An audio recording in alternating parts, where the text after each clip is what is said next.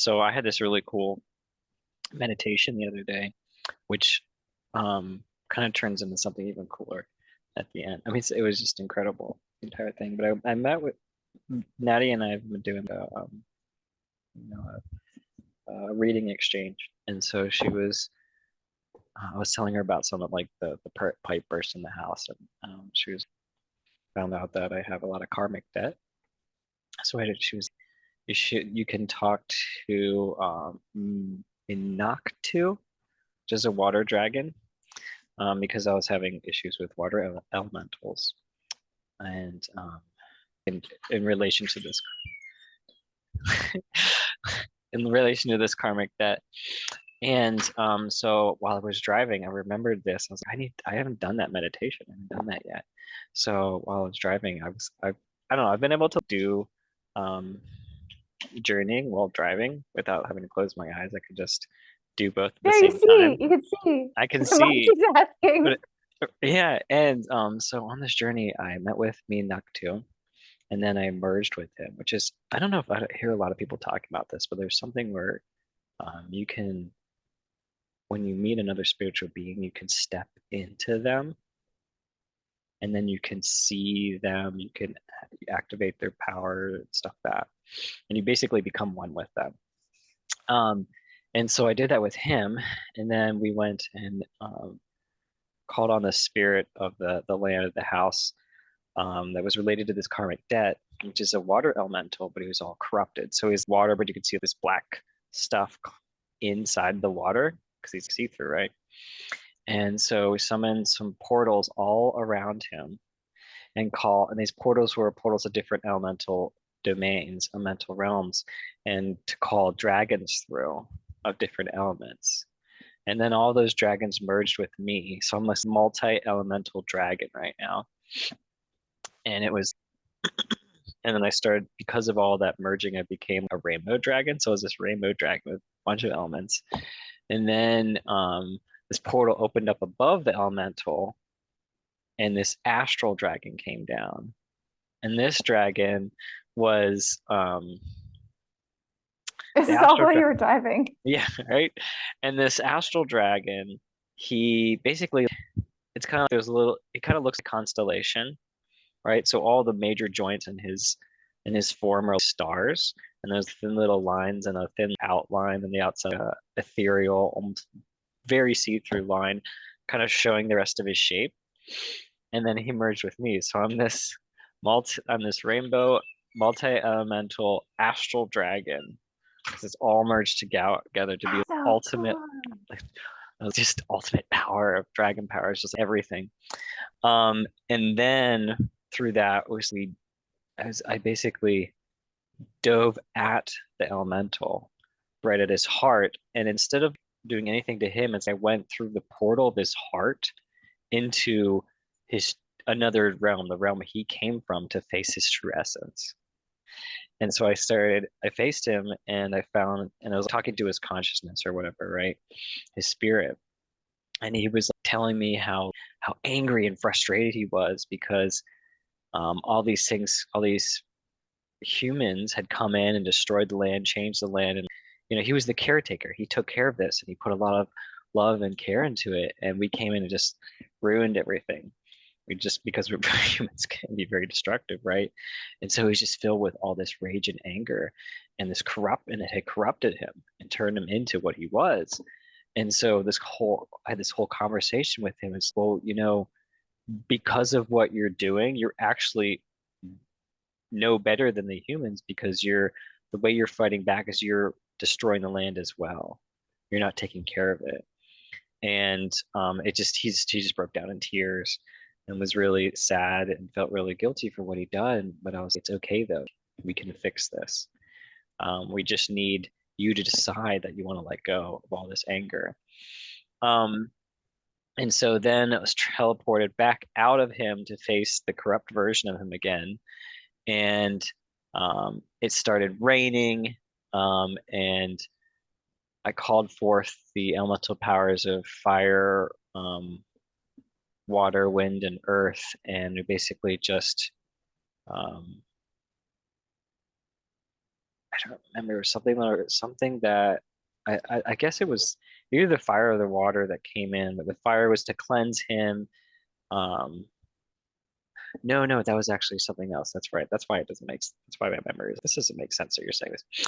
So after coming out, I mean, it was raining. It basically filled him with more water and it gave him more power to push out all the sludge. So all the black stuff just came out of him and evaporated, and it cleaned him up. And then we had to restore the land. So that's where the four elements came in to restore the land. So we used fire to burn away anything on the land that had been affected by the corruption that he had caused to it with his anger as the caretakers. Because he's the caretaker and he got angry and he became corrupted, the land became corrupted. So we burned everything away with fire. And then the water came down and made the soil moist um, and ready for vegetation. And then wind came, blew seeds all over the ground. And then through the power of the earth, we were able to help the seeds to grow back into new life and just refurbish the entire land and restore everything that happened. So that calmed him down because he was attached to me and following me because of that in this land and where I am, but also was drawn to me because of my karmic debt. So after we cleared him, and I learned how to use all these powers of all the dragons, that's when we moved into the second stage of clearing the karmic debt. And so what we did for that was we looked around, where is this karmic debt? What is it? Who's in control of this? And we found this like little goblin guy. It's just this very small guy who it's almost he was a mosquito or a tick where he just kind of sucks your blood. He's very small and he's very fragile, but um, he can take so much from you. Um, and so he was holding this scroll, and the scroll had this list of all my karmic debt, and it just went on and on for miles. I was trying to look at Santa's list of all the naughty and nice kids because it's just so many things on that list. And so I was talking to him and trying to, convince him into, removing my karmic debt. He just would not let go. He wouldn't do anything. But I did find out through him that his karmic debt was just all attached to me through just past lives and stuff like that. And I just every time something happened on the list, he just wrote it down to keep track of all the debt that I owed. And so with that, I knew that this was all these are all past experiences, and there's a lot of them. But because I had all this power of all the different dragons, um, I could solve this using all that power all at once. Very similar, excuse me, to that journey we took where we went and healed all the stuff, all the instances in the solar plexus. So I divided all my energy up into many different spiritual versions of myself, which was much easier because I had immense power at this point with all the combination of the dragons. And so I went and portals just opened up everywhere as I went and traveled to all the locations where karmic debt was obtained and went and healed those past experiences, changed the past. And so so a part of me stayed behind was there with the goblin. I was able to see the list as things started disappearing from this list one by one by one by one until there was nothing left and the list was empty. And when list was empty, the goblin had no hold on me anymore, no attachment to this world, this realm anymore. So he just kind of got pulled into a vacuum, sucked through a black hole, and just got sucked out of this realm and was gone. And that cleared all my karmic debt and it just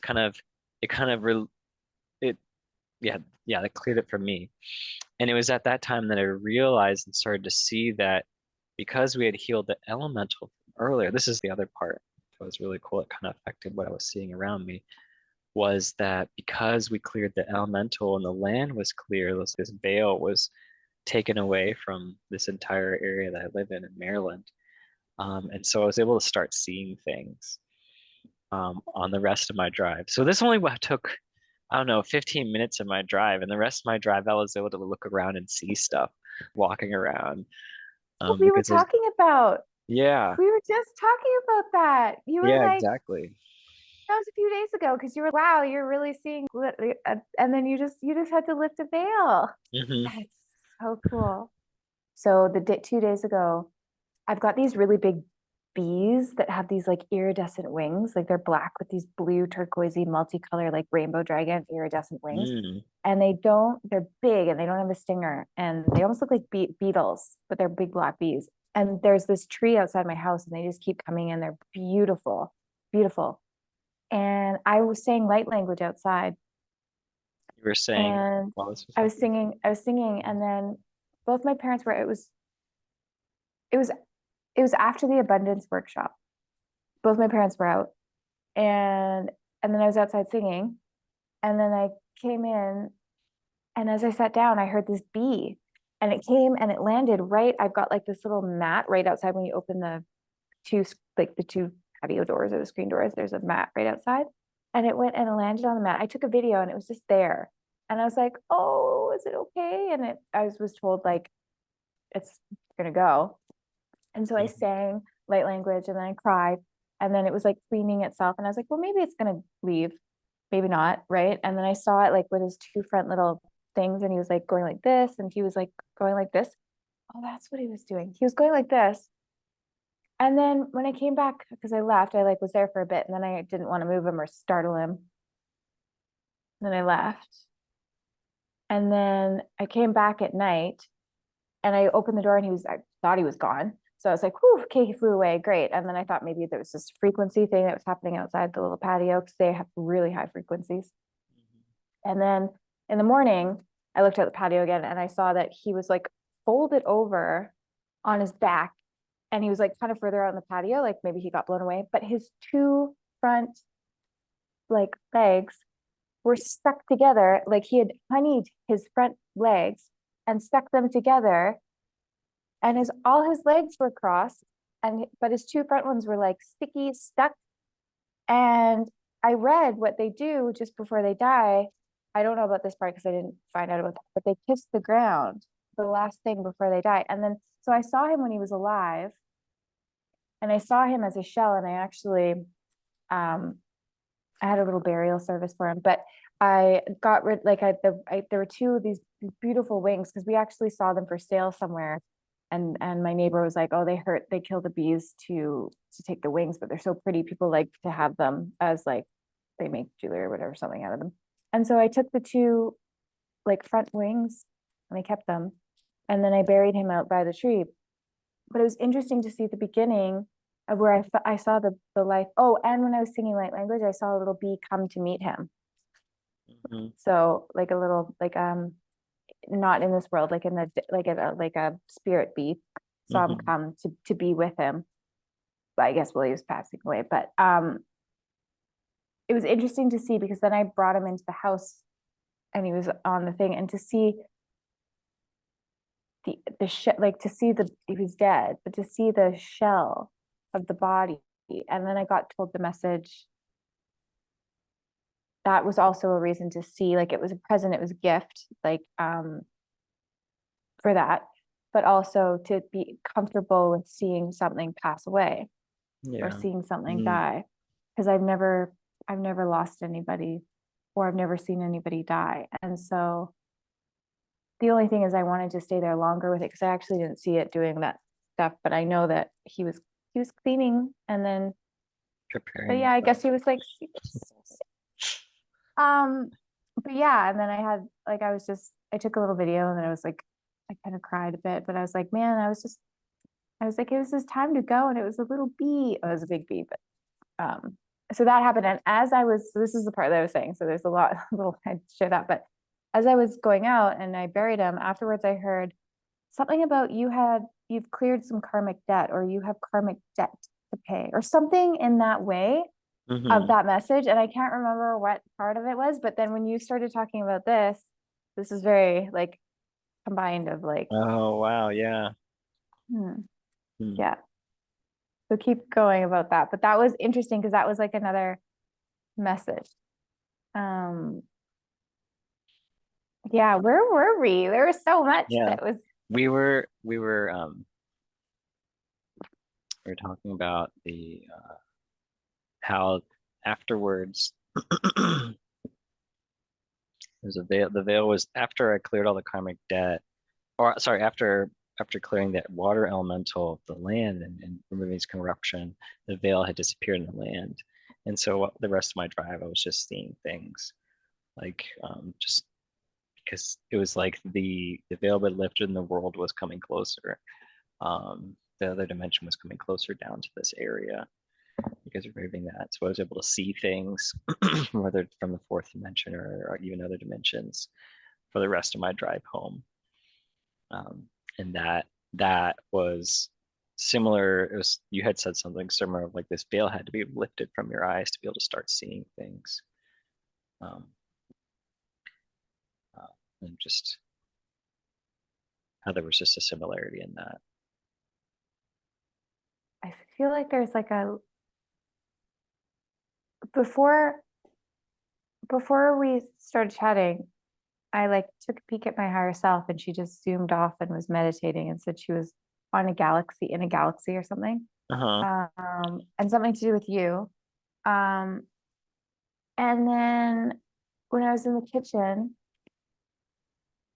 I saw something with an egg, but I kept looking at my hair. So it was like 30 minutes before we were supposed to meet. And I like looked and she just like flew up. And then I was like, where'd you go? And she's like, I'm meditating on a galaxy. So, but I think the karmic, yeah, I'm like, I cleared karmic debt by helping the bee out. By helping the bee. Must have been some.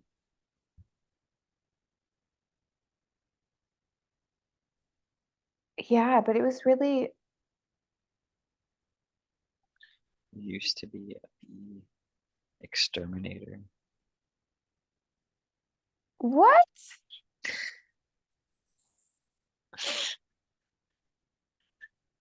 That'd be awful. That that's what I was hearing.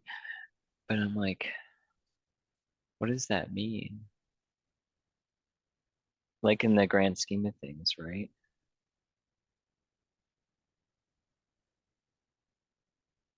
Everybody in the earth has karmic debt because the balance of this earth has been disrupted to the point where we are no longer living in our role as caretakers.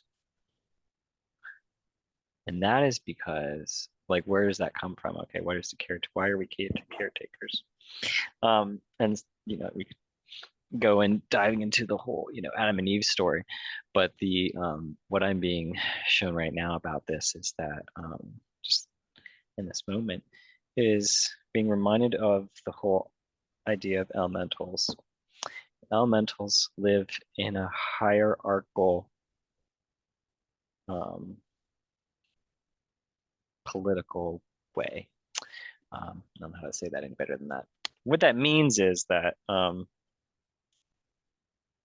there are water elementals who are the owners of the land and in charge of and they command other smaller, lesser water elementals to do the work for them. Like, it's a division of it's delegation, right? So that they can all work together. And there's fire elementals looking over, commanding over other fire elementals and stuff like that. And there's a hierarchical division of work in their societies. And we, as beings of light, and we are of the highest hierarchy of the elemental chain. So all elementals are under us. So that means that, if there's water elementals taking care of the earth, there's fire, there's earth, there's wind elementals, there's, all the other elementals out there. Those are just the four main. If all those are working together on the earth, and they have to look up to someone or something to command them, right? and that is us. But we are no longer properly living in that role, at least not the majority of us are, because we now only care about ourselves and not the planet. And so there's just been this turntable of that. Uh, but we are supposed to be the ones commanding them and telling them and help and telling them what tasks need to be done and whatnot. And there needs to be a restoration of that role in us as part of this, upgrading of the earth from 3D to 4D. And so 5D, when, 5D, sorry, 5D. 5D. And so when we do things that aren't really caring for the earth, that is what can cause us to incur karmic debt for doing things like chopping down a tree I didn't without, do it. I didn't do I know, it. I'm just saying, like chopping down a tree in a past life in such a manner that was more destructive. And like, for example, chopping down an entire forest when we don't need all of it. It's like, I only need 5 trees, so I'm going to chop down these 5 trees. Or even just sitting there and talking to the forest and say, okay, which of you are willing to work with me here and give up yourselves so that I can build a home, you know, instead of having a conversation like that. Like, think about the Native Americans. Um, they were very, connected with the earth, with nature. That was their whole lifestyle. And so Hmm. when, the Europeans all came in, they're just like, no, this is, you guys are living with a barbaric lifestyle. We need to consume and build up houses a certain way. And they just came in and started just cutting down everything and building without really like taking care of um, considering what they were doing, where they were doing it.